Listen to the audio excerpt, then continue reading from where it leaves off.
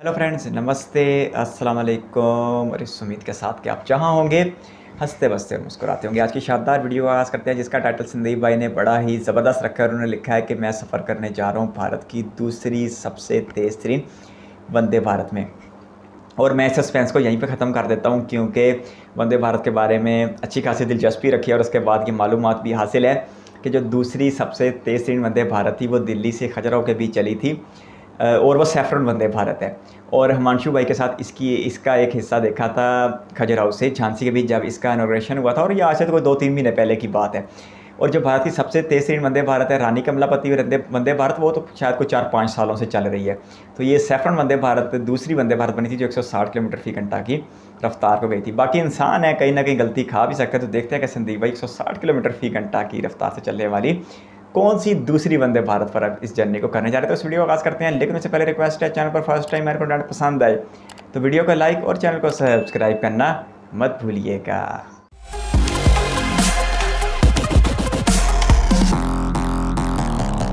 Hello दोस्तों, मैं हूं संदीप और आप देख रहे हैं रेल ज्ञान कोश। फिलहाल मैं हूं अभी हज़रत निज़ामुद्दीन रेलवे स्टेशन पे और आज मैं ट्रैवल करने वाला हूं इस वंदे भारत एक्सप्रेस में। तो ये है train number 22470 Hazrat Nizamuddin Khajuraho Vande Bharat express. और काफ़ी छोटी सी वंदे भारत है, मेरे ख्याल से इसमें 8 कोचेज़ लगते हैं और ये ट्रेन 160 की रफ्तार में चलती है। जी हाँ, ये दूसरी वंदे भारत है, यानी कि रानी कमलापति हज़रत निज़ामुद्दीन के बाद ये दूसरी वंदे भारत है जो कि 160 की रफ्तार में चलती है। और मुझे देखना है कि इस वंदे भारत की जो केटरिंग होती है वो कैसी होती है, स्पीड जो होती है वो कैसी होती है, ऑन टाइम पहुंचाती कि नहीं। आप पसीना इसलिए देख रहे हो कि मैं भागते भागते यहाँ पे आया हूँ। मेरी कनेक्टिंग ट्रेन थी ये, महाबोधि एक्सप्रेस में मैंने जर्नी की थी, वो व्लॉग बाद में दिखाऊँगा आपको, पहले ये देख लो आप। बाकी आज का सफ़र जो है वो शुरू करते हैं। और वीडियो के अंत में मुझे एक और नई वंदे भारत दिखाई दी, पर ये नॉर्मल वंदे भारत नहीं थी, ये कुछ अलग थी, जिसके बारे में हम आपसे लास्ट में बात करेंगे। ये कहीं स्लीपर तो नहीं थी? अब तो उसी की बातें हो रही हैं और अंदाज़ा ठीक निकला। फाइनली पहुंच गया अपने कोच में और बिल्कुल ऑन टाइम डिपार्चर हुआ इस ट्रेन का।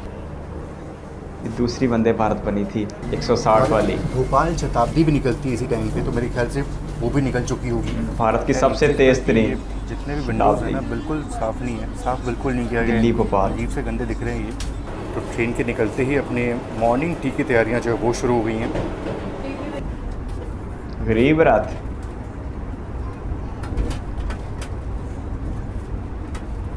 तो यात्रा शुरू हो चुकी है सेकंड फास्टेस्ट वंदे भारत में। और ये ट्रेन स्पेशल है क्योंकि 160 की रफ्तार में तो चलती है, बाकी बहुत सारी ट्रेनों को ये ओवरटेक करते हुए जाती है। अच्छा, बात करूँ टिकट कॉस्ट की, तो इसके टिकट कॉस्ट है 1665 रुपये। और मैंने इसमें बहुत सारी टिकट्स की थी और उनमें से मुझे बहुत सारी टिकट जो है वो कैंसिल करनी पड़ी थी क्योंकि मेरी फैमिली का एंड मोमेंट पे प्लान चेंज हो गया, उनको कहीं और जाना पड़ गया। और सबसे बेस्ट चीज़ ये है कि मुझे कोई भी कैंसिलेशन चार्जेस देने नहीं पड़े क्योंकि मैंने अपनी बुकिंग की थी अडानी वन ट्रेन ऐप से, उनके free cancellation eight zero cost offer के दौरान। जी हाँ, अडानी वन ट्रेन ऐप का मुझे ये ऑफ़र बहुत ही अच्छा लगा। वैसे free cancellation generally paid feature होता है, पर अडानी वन ऐप पर ये स्पेशल ऑफर है जिसमें ये फीचर आपको ज़ीरो कॉस्ट में मिल रहा है 30 जून तक। यानी अगर आप कोई भी टिकट करते हो और उसको कैंसिल करना पड़ता है किसी भी कारण से, तो आपको फ्री कैंसिलेशन मिल जाता है एट ज़ीरो कॉस्ट। तो जल्दी कीजिए और बिना किसी टेंशन के अपने टिकट्स बुक करिए, आगे की ट्रिप्स प्लान करिए। और इन केस अगर आपको टिकट्स कैंसिल करनी पड़ती है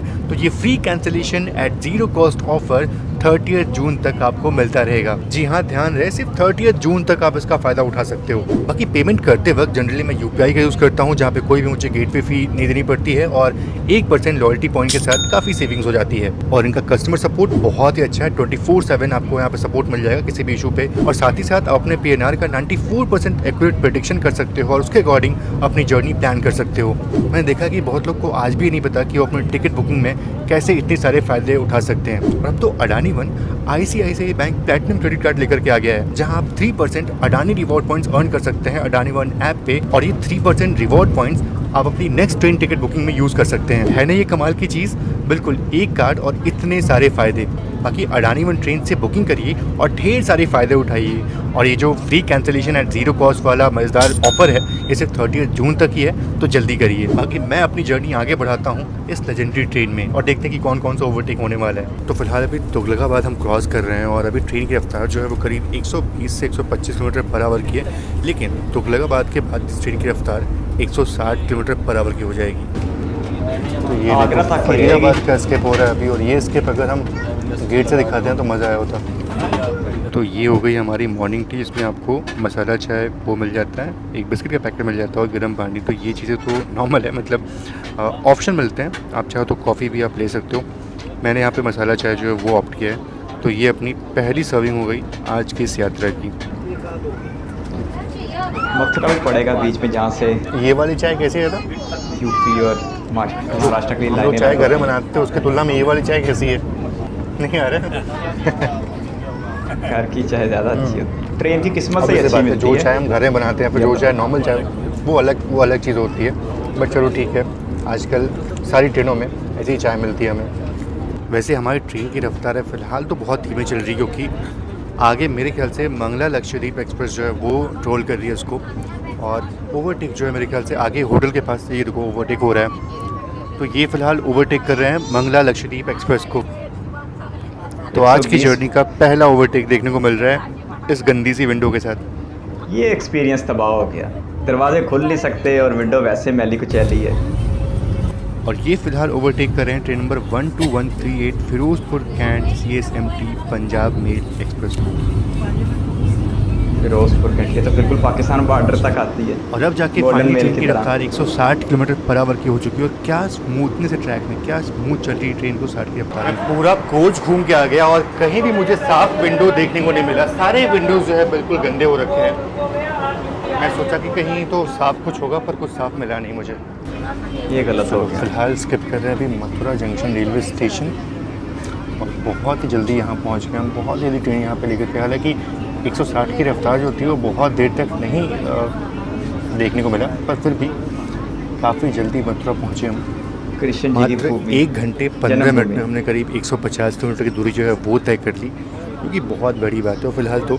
और हम नंदा देवी एक्सप्रेस को भी ओवरटेक करने वाले थे, पर वो ट्रेन आगे निकल गई और वो निकल जाएगी कोटा की तरफ, तो उसका भी ओवरटेक देखने को मिल जाता अगर वो थोड़ा सा लेट होती या फिर कहीं रुक जाती तो। बाकी चलो, मथुरा से अपना डिपार्चर के यहाँ पर ट्रेन रुकी ही नहीं, तो ये तो स्किप था। और मथुरा में कभी भी हाई स्पीड स्किप देखने को नहीं मिलता, बिल्कुल स्लो रफ्तार में ही ट्रेनें जो है मथुरा को स्किप करती हैं। और जस्ट अभी ना तमिलनाडु संपर्क क्रांति एक्सप्रेस का जो ओवरटेक है वो मिस हो गया मेरे से। जस्ट अभी फरा से ट्रेन गुजरी और वहीं पे वो ट्रेन खड़ी थी, तो वो कैप्चर नहीं कर पाया मैं।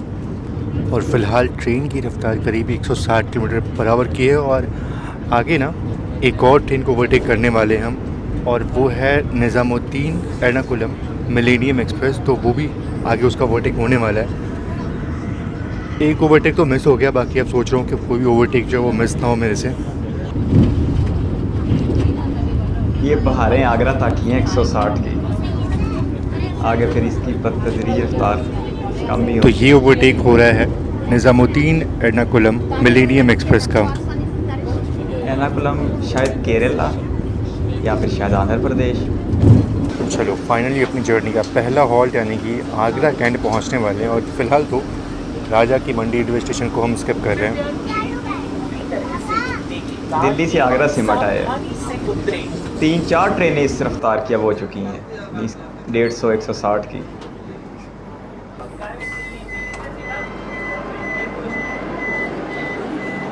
तो ये है अपनी जर्नी का पहला हॉल्ट, और 187 किलोमीटर की डिस्टेंस को हमने करीब 1 घंटे 42 मिनट में कवर किया है। और अगर बात करूँ मैं सबसे फास्टेस्ट ट्रेन की जो आगरा कैंट पहुंचती है, तो वो है हज़रत निज़ामुद्दीन रानी कमलापति वंदे भारत एक्सप्रेस, जो कि करीब 1 घंटे 36 मिनट का वक्त लेती है, और ये ट्रेन 1 घंटे 40 मिनट का वक्त लेती है। तो चलो भाई, मैं तो अंदर आ गया। बाकी अगर बात करूँ ना, तो शताब्दी एक्सप्रेस भी पीछे चल रही है, करीब वो बात पहुँची है, और उसको यहाँ पे आने में करीब और 20 मिनट का वक्त लग जाएगा। तो उसका हॉल्ट मथुरा में भी था, तो वो थोड़ा सा लेट चल रही है। बाकी हमारी ट्रेन ने भी करीब 1 घंटे 42 मिनट का वक्त लिया है। फिर भी यार 196 मिनटों में और 102 मिनटों चलो में अपना ये डिपार्चर भी हो गया आगरा कैंट से। हालांकि यहाँ पे ट्रेन काफ़ी देर रुक गई, और यहाँ पे काफ़ी लोगों ने ट्रेन को डीबोर्ड किया, और वैसे ही काफ़ी लोग ऑन बोर्ड भी आए, तो सब बराबर हो गया। बाकी मुझे लगता है कि झांसी के बाद ना ये ट्रेन बिल्कुल खाली हो जानी है, उसके बाद से सारे पैसेंजर्स मेरे ख्याल से झांसी में ही ट्रेन को डीबोर्ड कर देंगे। तो सुबह अभी ग्वालियर 8 भी आना, बजे फिर अपना झांसी। ब्रेकफास्ट जो है वो सर्व हो गया, और जल्दी पहुँचने वाले धौलपुर। हालांकि धौलपुर को हम स्किप करने वाले हैं फिलहाल। तो देखते हैं कि ब्रेकफास्ट में क्या मिला हमें। तो पोहे, कटलेट, मफ़िन्स, दही और फिर से एक चाय जो है वो मिल जाती है। चलो सबसे पहले तो जो पोहे है ना वो ट्राई करता हूँ मैं। बढ़िया है, पोहे काफ़ी बढ़िया है। बढ़िया, इसमें आलू और प्याज और मूंगफली जो है वो डाली गई है। पोहे का टेस्ट तो वाकई अच्छा लगा। कटलेट खाने का मज़ा ऐसे ही है। वैसे कटलेट का टेस्ट जो है थोड़ा समझ नहीं आया मुझे, बाकी अच्छा है, बुरा नहीं है। पर हाँ, इससे अच्छे कटलेट जो है मैंने शताब्दी एक्सप्रेस में खाए हुए हैं, गतिमान में खाए हुए थे। गतिमान भी इसका इसी रूट की टेस्ट थोड़ा गाड़ी सा है, झांसी उन तक। ट्रेनों की तुलना में थोड़ा सा फीका है। चलो चाय तो मैंने पी ली थी एक बार, इस बार अब कॉफ़ी जो है वो ट्राई करता हूँ। इसकी कॉफ़ी भी काफ़ी बढ़िया है, इवन चाय से अच्छी लगी मुझे कॉफ़ी। चलो कुछ तो लिक्विड जल्दी से अच्छा अपना मिला। ब्रेकफास्ट जो फिनिश करते हैं, और चंबल की घाटी और चंबल नदी जो है वो तो ज़रूर से देखना बनता ही अगर आप ज़रूर पे सफ़र कर रहे हो तो। चंबल की नदी जो कभी डाकुओं की माजगा हुआ करती थी। अब चंबल की घाटी में क्या दिखाऊं, ऐसा लग रहा है कि धुंध पड़ी चंबल घाटी में, और चंबल नदी भी ऐसा लग रहा है कि फॉग जमी हुई है। तो ऐसे कुछ नज़ारा यहाँ से दिखता है जब पूरे दरवाजे क्लोज होते हैं, बंद होते हैं। सेफ्टी थोड़ी बढ़ जाती है, लेकिन हाँ चलो ठीक है, थोड़ा सा कॉम्प्रोमाइज़ करना पड़ता है। मज़ा ख़त्म हो जाता है सेफ्टी बढ़ाते बढ़ाते। अच्छा, एक बात तो बताना भूल गया कि आगरा के बाद नई ट्रेन की जो स्पीड है वो 130 किलोमीटर पर आवर के स्पीड पे ही रेस्ट्रिक्ट हो जाती है। इसके बाद ट्रेन 160 की रफ्तार में नहीं चलती, और टिल ललितपुर ये स्पीड जो है वही रहने वाली है। ललितपुर के बाद जो स्पीड है वो और कम हो जाएगी, 110 किलोमीटर पर आवर की हो जाएगी। तो ऐसे कुछ रूट में इस ट्रेन की रफ्तार जो है वो वेरी करती है, 160, 130, फिर 110। इसीलिए ट्रेन को इतना टाइम लग जाता है, करीब 660 किलोमीटर की जर्नी को कवर करने में अराउंड साढ़े 8 घंटे तो नहीं, 8 घंटे 20 मिनट का वक्त लग जाता है। तो चलिए, ट्रेन पहुंचने वाली है ग्वालियर, और जितने लोग को भी ग्वालियर उतरना है सभी लोग अपने सीट से उठने लगे हैं। और ये हमारी जर्नी का दूसरा हॉल्ट है, यानी कि 300 किलोमीटर के दौरान ये 2 हॉल्ट इस ट्रेन को मिले हुए हैं। क्योंकि ग्वालियर से आगरा हो गया, फिर 120 किलोमीटर। अब आगे झांसी। तो वक्त हो चुका है सुबह के 9 बजे का, और फाइनली पहुंच चुके हैं ग्वालियर जंक्शन रेलवे स्टेशन। बाकी अगर बात करूं यहाँ पहुंचने की, तो यहाँ पहुंचने का सही समय था सुबह के 9:10, लेकिन ट्रेन यहाँ पे 10 मिनट पहले आ चुकी है। और अगर मैं बात करूं तो हमने करीब 305 किलोमीटर की जर्नी को 3 घंटे में पूरा किया है, और इस ट्रेन को अराउंड 3 घंटे 10 मिनट का टाइम दिया गया है, लेकिन ट्रेन जो है वो 3 घंटे पहुँच चुकी है। तो ये देखो, एवरेज बड़ी कमाल की निकली है। ये जो पूरे विंडोज़ है इतने गंदे हैं ना, इनको साफ़ पता नहीं किया नहीं गया है, बहुत गंदे हैं। और मैंने सिर्फ ये वाला पोर्शन साफ़ कर लिया ताकि थोड़ा कुछ दिखा पाऊँ अच्छे से, हालांकि साफ़ करने के बाद भी थोड़ा सा यहाँ पे गंदगी दिख रही होगी। चलिए, सारी निकलने ट्रेन का का हुस्न तबाह संकेत कर हो चुका है अपना। और अंदर बैठे मुसाफिरों का एक्सपीरियंस भी। भैया जो है वो अंदर घुस गए थे, और फिर अंदर आके बोल रहे हैं भैया दिल्ली जा रही ना। गेट बंद होने में सिर्फ और सिर्फ कुछ सेकंड्स का फासला था बस। तो ये दिक्कतें भी लोगों के साथ होती है। चलो, डिपार्चर हो गया अपना ग्वालियर से। अब यहाँ से मैं डिपार्चर क्या दिखाऊँ, मैंने अपना विंडो जो है वो साफ़ किया, वहाँ चलते हैं। ग्वालियर के बाद ऑलमोस्ट ट्रेन जो है वो खाली होगी, हाफ ट्रेन जो है वो खाली हो गई। चलिए, ग्वालियर से अपना डिपार्चर हो चुका है, और अब सीधा इसका हॉल्ट वीरांगना रानी लक्ष्मीबाई स्टेशन यानी कि झांसी होने वाला है। और अब वैसे भी ट्रेन की रफ्तार जो है वो 130 किलोमीटर पर आवर की रहने वाली है। और मेरे साथ टाइम पे दिल्ली गाड़ी चली, और जो है बहुत 160 किलोमीटर की रफ्तार से दौड़ती हुई गाड़ी सुविधाजनक स्थिति में हम लोग अनुभव करते हुए। आपको ओवरऑल कैसा लगा, मतलब पहली बार आपने सफ़र किया वंदे भारत? हाँ, वंदे भारत में पहली बार मैंने सफ़र किया, मुझे बहुत ही अच्छा लगा। जैसा मैं सुनता था, इस गाड़ी की प्रशंसा सुना करता था लोगों से, तो इस बार मैंने स्वयं यात्रा करके अनुभव किया कि बहुत ही अच्छी जो है सुविधाजनक गाड़ी है, और जो है कहीं भी जॉल्टिंग और धक्का नहीं, बिल्कुल बहुत सुविधाजनक ढंग से चल रहा था।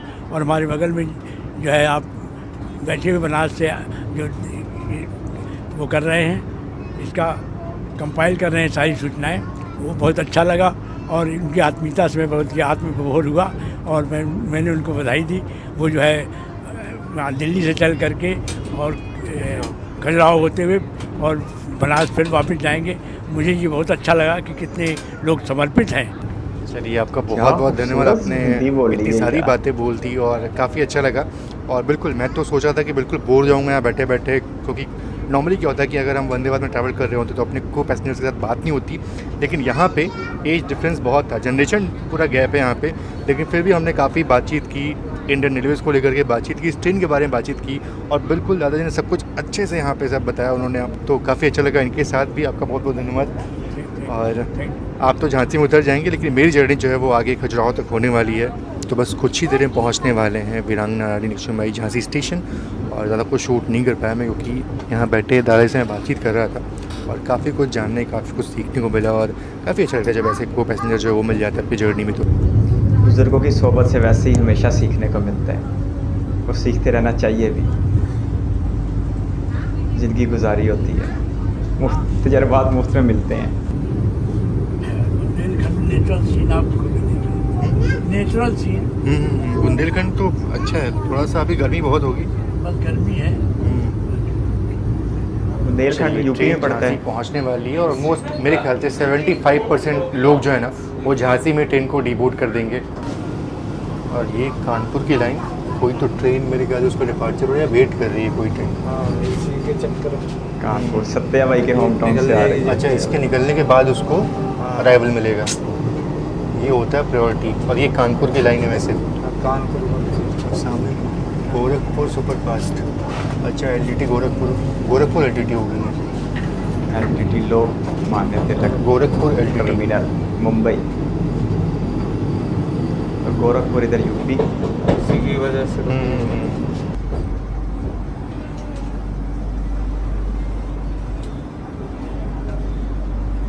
लोग बेताब होते हैं उतरने के लिए।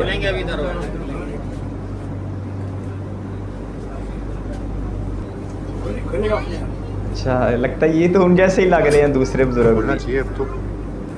लगता है ये आगे से रिसीव करने आए। अब खुलेगा शायद।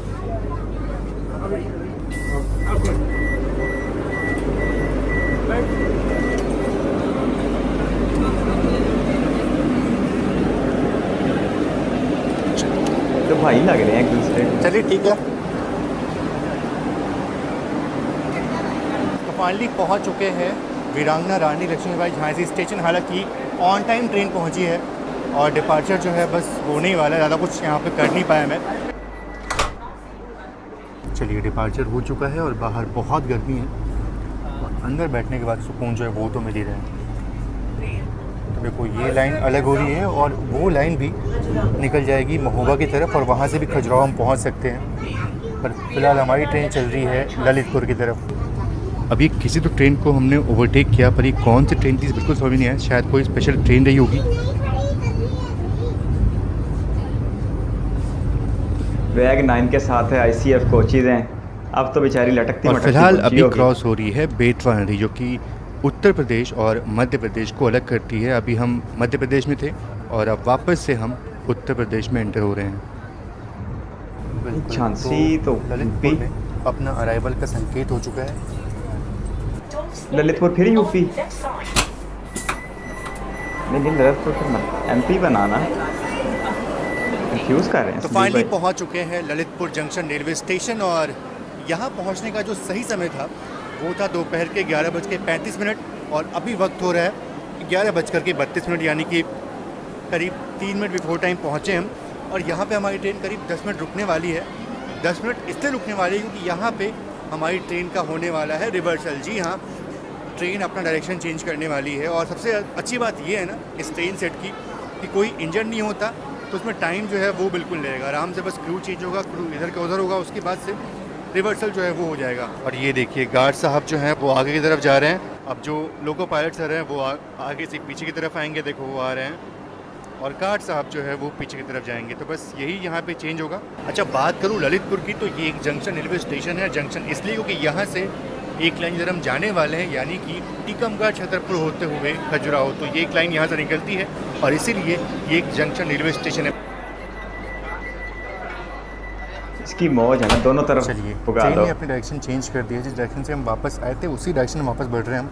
तो यहाँ अपना रिवर्सल हो चुका है और आगे यानी कि इस मेन लाइन को हम छोड़ करके बढ़ेंगे खजुराहो की तरफ। तो यहाँ से हमारी ट्रेन नई दिल्ली भोपाल मेन लाइन से अलग होती हुई। और कितनी अच्छी बात है ना कि ट्रेन को बहुत मुश्किल का सामना नहीं करना पड़ा। कोई इंजन जो है वो इधर उधर नहीं हुआ, सीधे बस क्रू चेंज हुआ और उसके बाद से रिवर्सल हो गया और ट्रेन अपना डायरेक्शन चेंज करके 10 मिनट में यहाँ से डिपार्चर ले ली। तो ये फ़ायदा होता है ट्रेन सेट का। अच्छा, दिल्ली से तो भोपाल तक, ललितपुर तक रास्ता सेम है। लंच सर्व हो चुका है, अब जल्दी से पैकेट्स खोलते हैं, भूख तो लग चुकी है और देखते हैं कि ट्रेन का लंच कैसा होता है। बाकी ब्रेकफास्ट तो काफ़ी बढ़िया था। तो लंच में मिल जाता है गर्मा गर्म दाल और ये पुलाव, पनीर की सब्ज़ी, ड्राई वेज, चपाती, मेरे ख्याल से पराठे होंगे ये, 2 मिष्ठान यानी कि 2, मेरे ख्याल से ये तो छोटे वाले रसबरी बोल सकते हो आप, और दही मिल जाती है, साथ ही साथ पिकल्स वगैरह तो मिल ही जाते हैं। तो ये रहा अपना लंच। तो चलिए देखते हैं कि इस ट्रेन का खाना कैसा होता है। देख करके तो काफ़ी बढ़िया लग रहा है और अभी तक इस ट्रेन का खाना मुझे बहुत ही अच्छा लगा है। ड्राई वेज बिल्कुल उच्च कोटि का लगा, बहुत ही अच्छा है, बहुत बढ़िया टेस्ट है। पराठे मैं बहुत अच्छा बोलूँगा कि पराठे बिल्कुल गर्मा गर्म है और बिल्कुल सॉफ्ट हैं, तो ये मुझे काफ़ी अच्छा लगा। और अगर मैं अब पनीर की सब्ज़ी ट्राई करना चाहूँ, लास्ट में अभी महाबोधि ट्रेन में ट्रैवल कर रहा था, उसमें पनीर सब्ज़ी खाई थी मैंने, मन ख़राब हो गया था बिकॉज क्योंकि वो थोड़े मीठे पनीर थे। वो ये पनीर ट्राई करता हूँ कि ये कैसे हैं। पनीर की सब्ज़ी भी अच्छी है पर मैं इसको बहुत अच्छा नहीं बोल सकता। अगर आप मुझसे रेटिंग देने के लिए बात करोगे तो मैं इस पनीर की सब्ज़ी को 10 में से सिर्फ 8 रेटिंग दूंगा, क्योंकि ये उसी लायक है, मतलब इतना अच्छा नहीं है। ड्राई वेज बहुत ही बढ़िया लगी मुझे। और वहीं अगर मैं दाल की बात करूँ ना, दाल चावल तो मिक्स करके खा सकता हूँ, पर सिर्फ अगर दाल की बात करूँ, दाल तो इनकी फेवरेट भी है, बहुत ही बढ़िया है, एकदम एवन। और दाल को मैं बिल्कुल 10 आउट ऑफ 10 रेटिंग दूंगा। तो ओवरऑल इस ट्रेन का खाना मुझे बहुत ही अच्छा लगा, वाकई में बहुत इम्प्रेसिव चीज़ है। और ऐसा खाना अगर इंडियन रेलवेज़ हर ट्रेन में देना शुरू कर देना, ठीक है आप पैसे थोड़े एक्स्ट्रा लो, लेकिन अगर आप ऐसी सर्विस दोगे तो भाई सच में किसी को ऑनलाइन फूड ऑर्डर करने की जरूरत नहीं पड़ेगी या फिर घर से खाना पैक करा के लाने की जरूरत नहीं पड़ेगी। अगर इतना अच्छा खाना ट्रेन में मिलने लगा तो जल्दी से अपना लंच फिनिश करता हूँ मैं। और अगला हॉल्ट टीकमगढ़ है, हालांकि टीकमगढ़ में बाहर नहीं आने वाला, लेकिन उससे पहले ना एक नदी आती है, नदी का नाम मुझे याद नहीं आ रहा कौन सी है, सज्जम नदी शायद से वो आती है, तो उसको यहीं से दिखाने की कोशिश करूँगा। और जल्दी ही अपना सफ़र जो है वो खत्म हो जाए, करीब 2:20 में हम खजुराहो पहुँच जाएंगे। तो यहाँ से ऑलमोस्ट 1.5 घंटे या 2 घंटे की जर्नी जो है वो बची हुई है। फिलहाल तो ऑनलाइन मंगवाना बड़ा अच्छा ऑप्शन है। भीषण गर्मी चल रही है, नदियाँ जो है वो सूखी हुई हैं, बंजर ज़मीन और बंजर लगते हैं, और बुंदेलखंड का ये रीज़न तो फ़िलहाल तो वैसे सूखा लग रहा है। और फ़िलहाल अपना अराइवल हो रहा है टीकमगढ़ रेलवे स्टेशन पे, और बाहर इतनी गर्मी है कि मैं गया नहीं, क्योंकि अजीब सी गर्मी फील हो रही थी। बस यहीं से मैंने अराइवल दिखा दिया और बाहर से देखा कि स्टेशन कैसा है। गर्मी तो वाकई बहुत है इस खित्ते में। और ये देखिए टीकमगढ़ से निकलने के बाद ना नज़ारे बहुत ही खूबसूरत हो चुके हैं। अब बस दुख इस बात का है कि अगर गेट खुले होते ना या विंडोज़ थोड़ी साफ़ होती ना तो ये नज़ारे बड़े अच्छे से दिखा पाता मैं। वाकई में ये रूट मेरे लिए नया ज़रूर से है, मतलब इस रूट पे बार बार तो नहीं आया हूँ मैं, पर देखो क्या ग्रीनरी है यहाँ पे, क्या खूबसूरत लग रहा है ये रूट पूरा। तेजस एक्सप्रेस हो या वंदे भारत हो, इनके दरवाजे तो फिर अब ये कौन सी नदी है वो तो देख नहीं पाया मैं, बाकी ये पूरा दृश्य बहुत ही खूबसूरत था। और जब यहाँ बारिश होती होगी ना तो ये जो पूरा इलाका है वो और खूबसूरत हो जाता होगा। चलो हल्का सा पावर नैप ले लिया मैंने, मतलब अब 8 घंटे की जर्नी जो है वो थोड़ी सी बोरिंग लगने लगती है। ये तो 8 वो भी ऐसे बैठ के जाना है, तो हल्की सी नींद आ गई। और अभी हमारी ट्रेन जो है वो छतरपुर पहुंच चुकी है। मुझे लगा था कि थोड़ा छोटा स्टेशन होगा ये, पर ये तो काफ़ी बड़ा स्टेशन और काफ़ी बढ़िया स्टेशन लग रहा है मुझे ये। वैसे ये स्टेशन मैं दिखाने वाला नहीं था, लेकिन अब इसके बाद से मेरे ख्याल सिर्फ खजुराहो ही बचता है, तो ये स्टॉप दिखाना ज़रूरी हो गया था। बाकी जो लोग छतरपुर से हो उनको हाय हेलो नमस्ते। और बड़ा ही खूबसूरत शहर लग रहा है मुझे ये, बहुत ही शांत और सुकून वाला शहर लग रहा है। आसपास बहुत ग्रीनरी लगी मुझे। वैसे बाहर का मौसम जो है ना वो ठीक ठाक है, हल्की गर्माहट तो मौसम बना हुआ है, बट हाँ हल्के हल्के काले बादल जो है वो छा रहे हैं। और ऐसे में अगर बारिश हो जाए, खैर अब तो अपने डेस्टिनेशन में पहुंचने वाले हैं तो बारिश का कोई मतलब नहीं है, लेकिन फिर भी बड़ा ही खूबसूरत सा लग रहा है ये स्टेशन। कुछ तो राहत मिलेगी गर्मी से। तो चलिए पहुंचने वाले हैं अपने डेस्टिनेशन यानी कि खजुराहो, और खूबसूरत अराइवल होने वाला है। बाकी दिखा तो नहीं पाऊँगा अराइवल, क्योंकि विंडोज़ जो हैं वो बड़े ही गंदे हैं। अभी बोल रहा हूँ मैं फ़िलहाल तो। बरौनी अहमदाबाद, यहाँ पे एक और वंदे भारत के स्पेयर एग्स, ये कैसे, मतलब समझ नहीं आया मुझे। पता नहीं, शायद क्या 2 रेक्स हैं क्या इनके पास, मुझे समझ नहीं आया कि ये 2 रेक्स कैसे आते हैं। स्लीपर ही ना हो। उसी का ही अब इंतज़ार बाकी बचा है वंदे भारत को लेके। तो ये कोई वंदे भारत नहीं है, ये वंदे मेट्रो ट्रेन है। पहली झलक आपको दिखा रहा हूँ मैं। वंदे मेट्रो, वाह, ये देख के मज़ा हो गया। क्या बात है। लेकिन ये इस जैसे इलाके में, ये तो सुना था ये जो लोकल नेटवर्क है उनको रिप्लेस करेगी। और ये है वो वंदे मेट्रो। जी हाँ, वंदे मेट्रो जल्दी से लॉन्च होने वाली है इंडियन रेलवेज़ में, और कुछ ऐसी दिखती है वंदे मेट्रो। वाह। और इसके अंदर नॉर्मल जो 2 के अंदर सीटिंग अरेंजमेंट होती है, बिल्कुल वैसी ही सीटिंग अरेंजमेंट इसके अंदर भी होने वाली है। और कुछ ऐसी दिखती है वंदे मेट्रो, यहाँ से डिपार्चर के लिए बिल्कुल तैयार। मैं आपको ट्रायल हो सीटिंग रहे अरेंजमेंट जो होंगे वो दिखा नहीं पाया इसका। और इस ट्रेन को नॉर्मली इंटरसिटी चलाया जाएगा छोटी कम दूरी के लिए, और आराम से लोग उसमें बैठ करके यात्रा जो है वो कर पाएंगे। तो ये अपनी तरह का एक नया डिज़ाइन, एक नया प्रोडक्ट इंडियन रेलवेज़ का फ़िलहाल मुझे देखने को मिल गया यहाँ पे खजुराहो में। अब ये कहाँ जा रहा है मुझे नहीं पता, पर एक बार सर से पूछ लेता हूँ, शायद वो मुझे बता पाएँ। अच्छा, ट्रायल, अभी ट्रायल चल रहा है इसका। चलो इतना बाय बाय कंटाला तो वंदे हमारा भी हो मेट्रो। गया। ये देख करके काफ़ी अच्छा लगा कि हमारे इंडियन रेलवेज़ में नई नई चीज़ें बन रही हैं। स्लीपर या नहीं है यार, अभी तक स्लीपर का तो अब अगस्त की डेट आना शुरू हो गई है, मार्च तो से फाइनली शुरू है। अपनी जर्नी होती ही यहाँ पे ख़त्म, और हमने करीब 659 किलोमीटर के जर्नी को करीब 8 घंटे 10 मिनट में कवर किया है। और अगर बात करूँ एवरेज स्पीड की, तो वो थी अराउंड 80 किलोमीटर पर आवर की। तो ठीक है, मतलब ललितपुर तक तो ट्रेन काफ़ी बढ़िया आई थी, बहुत ही अच्छी रफ्तार में आई थी, और काफ़ी डिस्टेंस कवर किया था काफ़ी कम समय में। लेकिन ललितपुर के बाद ना ये जो ट्रैक्स हैं वो इतने सक्षम नहीं है कि ट्रेन 130 की रफ्तार में चल पाएँ। 130 क्या, ट्रेन 110 की रफ्तार में बहुत रेयरली चल रही थी, जिस कारण से इतना टाइम जो है वो लग जाता है। तो 8 घंटे 20 मिनट में पहुंचती ट्रेन यहाँ पे 650 किलोमीटर का डिस्टेंस तय करती है। वही बनारस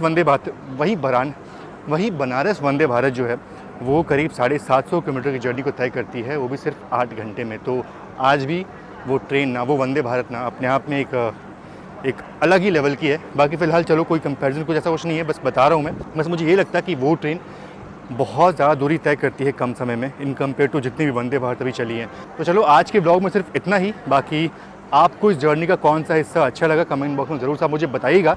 मिलते हैं आपसे किसी और नए ब्लॉग में, तब तक के लिए बहुत बहुत धन्यवाद। जय Hind and God bless you all. और हाँ, अडानी वन का जो ऑफ़र है जहाँ पे आपको फ्री कैंसिलेशन मिलता है 0 कॉस्ट पे, वो 30 जून तक है। एक बार ज़रूर से आप उसको ट्राई कर लेना। चलो मिलते हैं आपसे नेक्स्ट ब्लॉग में। संदीप भाई ने तो यार बिल्कुल एक नई चीज़ दिखा दी, अभी तक तो ये खबरों में भी नहीं आई। सबसे अच्छी बात तो यही कि मेरा अंदाज़ा बिल्कुल ठीक निकला, और भारत की दूसरी सबसे तेज़ ट्रेन वंदे भारत दिल्ली से खजुराहो के बीच ही है। जो सैफरन वंदे भारत है, 3-4 माह पहले इसका आगाज़ किया गया था, और ये चलाई गई है दिल्ली में, दिल्ली से खजुराहो के बीच। और खजुराहो जहाँ जिसे यूनेस्को की तरफ से वर्ल्ड हेरिटेज भी करार दिया गया, और यहाँ पर पुराने ज़माने की कुछ सकाफ़तें पाई जाती हैं। इसी वजह से इस इलाके में सैर व सियाहत बढ़ाने के लिए इस इलाके को वंदे भारत का तोहफ़ा दिया गया। और ये मध्य प्रदेश की दूसरी वंदे भारत भी बन गई है, जबकि मध्य प्रदेश में चलने वाली ये पहली सैफरन वंदे भारत भी बन गई है। और हिमांशु भाई के साथ जब इसका इनॉग्रेशन हुआ था, खजुराहो से दिल्ली के लिए चली थी, लेकिन उस वक्त तक हमने हिमांशु भाई के साथ इसका सफ़र झांसी तक देखा था, और आज संदीप भाई के साथ इसका पूरा सफ़र देख लिया। 1650 रुपये किराया बता रहे थे, और 8.5 घंटे में 8 घंटे 10 मिनट में इसने फासला तय किया। 650 किलोमीटर का, एवरेज स्पीड 80 निकल के आ रही थी, और ये भारत की सबसे तेज़ ट्रेन वंदे भारत है। अगर आप इसे सैफरन के मुकाबले में देखें, यानी कि अगर आप इसे भारत की पहली सैफरन वंदे भारत का जो 160 तक गई, तो फिर ये बात बिल्कुल सच साबित हो जाती है, क्योंकि इससे पहले जो दिल्ली रानी कमलापति वाली वंदे भारत है वो वाइट वाली वंदे भारत है। तो ये सैफरन होने के नाते पहली ऐसी वंदे भारत थी भारत की जो 160 किलोमीटर तक गई। लेकिन ट्रैक वही दिल्ली से आगरा, और जो है आगरा से आगे फिर झांसी तक 130, और उसके बाद फिर ललितपुर से आगे तो फिर खजुराहो तक तो 100-110 तक बड़ी मुश्किल से जाती रही। यानी कि जो मज़ा इसने दिल्ली से आगरा के बीच दिया वही इसका मैक्सिमम था, यानी कि 160 किलोमीटर फ़ी घंटा। लेकिन संदीप भाई का ये एक्सपीरियंस खिड़कियों के ख़राब होने की वजह से, उनके मेले को चले होने की वजह से अच्छा खासा मुतासर हो गया। और एक रेल ब्लॉगर होने के नाते जिससे कर्ब से संदीप भाई गुजरे होंगे, उसको मैं कुछ थोड़ा बहुत महसूस ज़रूर कर सकता हूँ, क्योंकि एक तरफ तो दरवाजे बंद, और दूसरी तरफ खिड़कियाँ जो है अच्छी खासी मैली, और रफ्तार 160 किलोमीटर। तो ये तेजस एक्सप्रेस हो जाए या वंदे भारत एक्सप्रेस हो जाए, चाहे वाइट है चाहे सेफ्रॉन है, तो जब भी ये व्लॉगर नज़र आता है, जब इस पर सवार होते हैं, तो इन्हें ये कभी जो है वो बहुत ज़्यादा महसूस होती है कि इसके दरवाजे जो है वो ऑटोमेटिक बंद हो जाते हैं। खैर सुबह 6 बजे ये दिल्ली से निकलती है, दोपहर 2 बजे ये खजुराहो पहुंच जाती है और तकरीबन शाम में ही कोई इसका जो है वो रैक जो है वो वापसी के लिए निकलता है और खजुराहो पे खड़ी हुई थी। वैसे मुझे तो लग रहा था कि शायद ये भारत की पहली वंदे भारत स्लीपर है, लेकिन वो वंदे मेट्रो थी और वंदे मेट्रो जो अपने ट्रायल से गुजर रही है और बहुत जल्द वो हमें भारत के बड़े शहरों के बीच देखने को मिलेगी, यानी कि लोकल को रिप्लेस करती हुई मिलेगी। कलकत्ता वाली साइड पे मिल सकती है, इधर मुंबई वाली साइड पे मिल सकती है या कहीं आसपास भी मिल सकती है, लेकिन वो जो लोकल नेटवर्क है उनको रिप्लेस कर देगी, क्योंकि कलकत्ते का लोकल नेटवर्क देख लें या मुंबई का देख लें, वो 100 सवा 100 किलोमीटर तक फैला हुआ है। तो ऐसे में फिर ये सहूलत को बढ़ाने के लिए एक नई जो है वो मुतारफ़ करवाई जा रही है वंदे मेट्रो के नाम से। और अगर आप वंदे स्लीपर की बात करें तो मैं तो अब उसके बारे में यही कहूँगा कि जो हाल रेल फैंस का पहले RRTS ने किया था, वही इंतज़ार और वही हाल जो है अब बना दिया है पहली वंदे भारत स्लीपर ने रेल फैंस का। पहले मार्च की डेट आई, एक हमारे बड़े प्यारे वो ना दीपक तिवारी साहब, उन्होंने कहा जी ऑफिशियली अनाउंस हुआ कि पहले मार्च में आएगी फिर अप्रैल में आएगी। मैं कहा दीपक भाई आपका इंतज़ार बिल्कुल सच्चा है, आप रेल फैन हैं, आप तो चाहते जल्दी आ जाए, लेकिन मुझे लग रहा है कि यार इसमें डिले चल रहा है। अब वो कहते हैं कि अगस्त के लिए इसकी कोई जो है वो तारीख दी गई है, तो अब आ जाना चाहिए। स्लीपर वंदे भारत को 8-8, 9-9 घंटे की जर्नीज़ जो है वो वंदे भारत करवाती है और वो 3/2 के अरेंजमेंट से जाती है, यानी कि उसमें भी स्लीपर क्लास नहीं है, तो जो थकावट हो जाती है। कुछ भी जितनी मर्ज़ी सहूलियात हो, 8 घंटे 9 घंटे एक तरह एक जगह पे बैठ के जाना कोई आसान अमल नहीं है। हाँ, ज़रा कूब शूब हो जाएँ, कैबन शैबन हो जाएँ, कोई स्लीपर में अपना मिल जाए, सीट वीट मिल जाए सोने के लिए, तो फिर एक्सपीरियंस बहुत ज़्यादा बेहतर हो जाएगा। और फिर मुमकिन है कि जो 2-2 हज़ार 2.5-2.5 3-3 हज़ार किलोमीटर तक भी ट्रेनें चलती हैं, वो जो है वो रिप्लेस हो सकें इस तरह के वंदे भारत के साथ। बाकी अगर खाने की बात करें तो खाना वंदे भारत का यहाँ पर तो बहुत ज़्यादा हाई नहीं बता रहे थे, लेकिन फिर भी अच्छा खासा बता रहे थे। और लंच में कोई एक आधी चीज़ माड़ी थी, बाकी बेहतरीन बता रहे थे। और वो कह रहे थे कि अगर सारा ही खाना इसमें यार का फराहम कर दिया जाए तो फिर जो लोग ऑनलाइन मंगवाते हैं या स्टेशनों से लेते हैं या घर से लेके आते हैं, तो ये जो अजाफी परेशानी है लोगों की वो ख़त्म हो जाएगी। और आज के दिन तक भी रेलोफाई नाम की एक एप्लीकेशन है, और जब भी उससे सत्या भाई ने या इवन संदीप भाई ने भी खाना मंगवाया है, वो बड़ा ज़बरदस्त निकला है। और वो ब्रांड जो हैं और दूसरे होटल्स वगैरह हैं, उनसे वो खाना ला के देते हैं और वो पैकिंग बड़ी ज़बरदस्त करते हैं, वो म्यार भी बड़ा ज़बरदस्त होता है। और अभी तक वो पूरे भारत में तो वो सूरत में असर नहीं है, लेकिन भारत के बहुत सारे शहरों के बड़े स्टेशनों पे रेलोफाई जो है वो अपनी सर्विसेज फराहम करती है, यानी कि उस शहर के होटलों का जो है वो खाना पहुँचाती है। तो लेकिन अगर भारत की अपनी रेलवेज़ का खाना बहुत ज़्यादा बेहतर हो जाएगा तो फिर लोगों की ये परेशानी भी ख़त्म हो जाएगी। तो संदीप भाई की इस तजवीज़ पर भी इंडिया रेलवेज़ को सोचना चाहिए, लेकिन भी जब वो कीमत बढ़ाने की तरफ आएंगे तो फिर बहुत सारे लोग हैं जो इसको अफोर्ड नहीं कर पाएंगे। अब तो यहाँ से 80 रुपये में भारत में जो जिन ट्रेन में पेंट्री चलती है, वहाँ पर 80 रुपये में थालियाँ स्टार्ट हो जाती हैं। तो ये जब 80 वाली उठा के 300-400 के ऊपर जाएगी तो फिर लोगों के लिए उसे अफोर्ड कर पाना भी मुश्किल हो जाएगा। लोग फिर स्टेशनों से लिया हुआ खाना या फिर ऑनलाइन मंगवाया हुआ खाना ही प्रेफर करेंगे। बाकी ज़बरदस्त सफ़र था, और सफ़र का सबसे खूबसूरत हिस्सा जो है 160 का ही था। तो तखलुका बात बता रहे थे जहाँ से निकल के इसने रफ्तार पकड़ी, और मथुरा के बाद भी इसने 160 की देखी। और मथुरा जो है वो दिल्ली से निकल कर मुझे लगता है कि सबसे अहम जंक्शन है वही आता है, और तकरीबन को 100 या 80 किलोमीटर के आसपास होगा। इससे यहीं से तकसीम होती है इस तरफ, कुछ लाइनें कोटा, आगे फिर गुजरात और फिर महाराष्ट्र की तरफ निकलती हैं, और कुछ लाइनें जो सीधी निकल जाती हैं आगे यूपी, बिहार और ईस्ट इंडिया की तरफ। तो मथुरा जो है वो बहुत ही ज़बरदस्त जंक्शन है और बड़ा ही बिजी जंक्शन है, और ये कृष्ण जी की जन्मभूमि भी है। तो आगरा पहला स्टेशन आया, जो कि सिर्फ़ और सिर्फ 100 मिनट में आ गया, 188 किलोमीटर का फासला। और ये तो उससे भी कम है, जो थोड़ा सा ज़्यादा है, इससे कम फासला 96 मिनटों में भी ये फासला तय करती है दिल्ली से रानी कमलापति।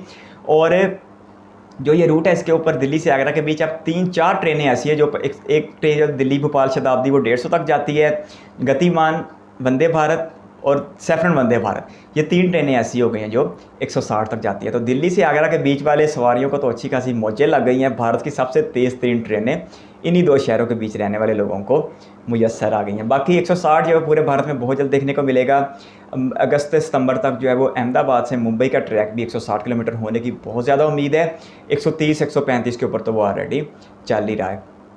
तो संदीप भाई के साथ भारत की दूसरी तेज़ सीट वंदे भारत, जो कि सैफरन में पहली वंदे भारत है, देख के अच्छा लगा। आप किस तरह का कंटेंट देना चाहते हैं कमेंट बॉक्स में अपनी राय दे सकते हैं। इस वीडियो को यहाँ तक देखने के लिए आपका बहुत बहुत शुक्रिया।